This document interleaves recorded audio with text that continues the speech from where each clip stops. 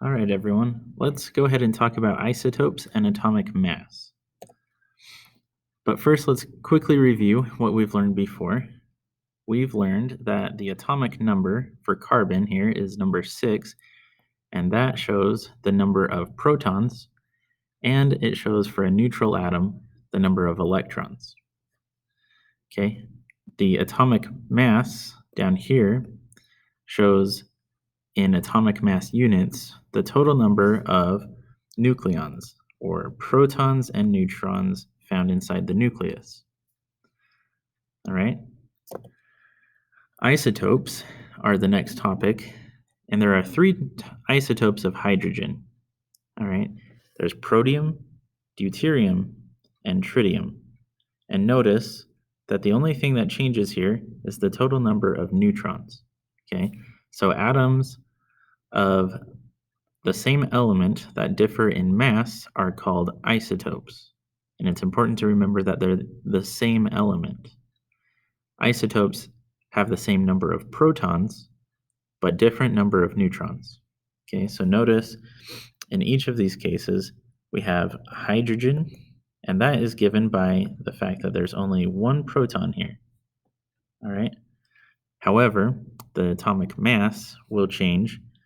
It goes from 1 here, from the single proton, to 2 here because there's 2 nucleons, and 3 here because there are 3. Okay, so keep that in mind as we talk about this. Isotope notation. Again, here we have protium, deuterium, and tritium. These are specific names for hydrogen because they are well known and they're used pretty frequently. We have a single 1 here, which represents the atomic number or the number of protons.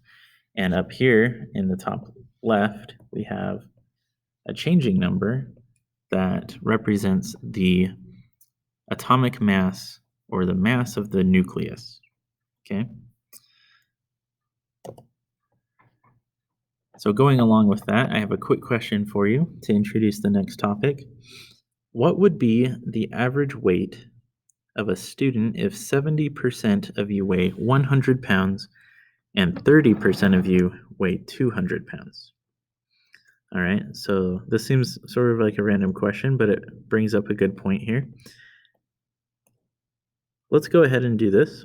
If you have 70%, another way that you can write this would be as a decimal, right? 0.70 would be 70%. To get it into the percentage, you just times it by 100, right? I like to use decimals when I do this. I just find it easier. However, you can use percentages, but you have to take into account that it's a percentage, so you have to divide by 100. I just get that out of the way to begin with. So let's work on this problem here. If we have 70%, so we have 0.70 of the students weigh 100 pounds. Okay, we have 100 pounds, so let's just include that here. And 30% weigh 200 pounds. Okay, so how would we combine this?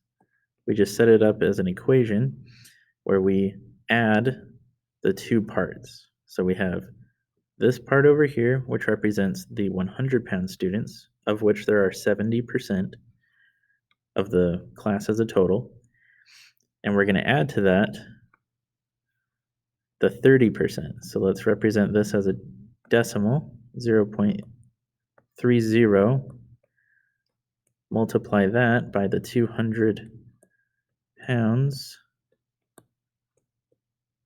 And this will represent the 200-pound students, of which there are 30% of the class as a whole.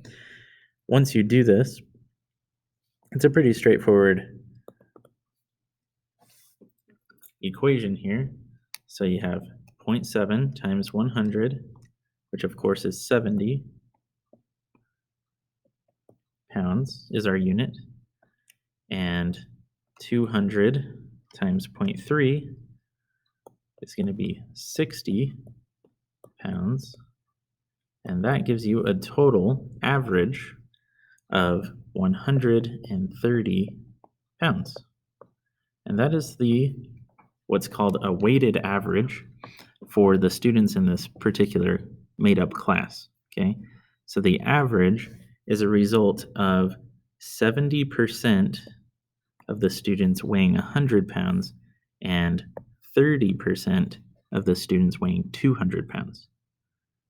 All right, so let's use what we just learned here and apply it to chemistry and calculate the average atomic mass of things. So this is a bit wordy, but it's really the same thing. The element boron exists in two isotopes, meaning it has different masses, but it's the same element. So boron 10 and boron 11. One consists of 5 protons and 5 neutrons, that would be boron 10. The other has 6 neutrons, and the proton number stays the same, or else it would no longer be boron. So the one that has 6 neutrons is boron 11. They exist in nature at 20% boron 10 and 80% boron 11. The experimentally determined masses of the two isotopes are 10 and 11 atomic mass units. From this data, calculate the average atomic mass of boron and check your answer with the mass on the periodic table. Okay, so you can look at the periodic table and see the atomic mass, but let's go ahead and see how we calculate this. So we're going to take these two components separately and add them together. All right, so you've got 0.20, that represents the percentage. Let's multiply that by 10. Okay, atomic mass units is the unit. And we'll add to that the other component, which must be 80% to get to 100%. This will be 0.80. Multiply that by the 11 atomic mass units. And by doing this calculation, you simply take and remember order of operations. 0.2 times 10 is 2.